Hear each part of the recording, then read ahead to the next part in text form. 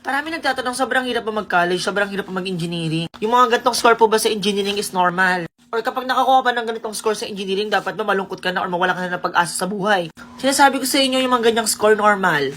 Opo, nagiging normal po siya. Hindi ko sinasabi na lahat ganito. Kasi may iba pa rin naman talaga sobrang ganda ng grades nila. Pero based sa experience ko, based sa blackmates ko, based sa panahon na nasa college ako, parang kapag unang taon, first year ka pa lang, tapos nakakuha ng ganyang score, sakit! Parang ganyan yung mararamdaman nyo, oh my gosh, bagsak ako. Kasi 'di ba parang nung high school kasi tayo, parang, lalo na yung, kasi parang, nalilito na ako. Iinom muna ako.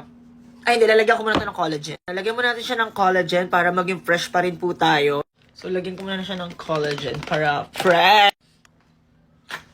Ang sarap. Ano to? Amy White Collagen. Good for anti-aging, gano'n. Basta, alam niyo na pag collagen, di ba? Maganda talaga siya sa skin, sa buhok, tsaka sa nails. Ganyan!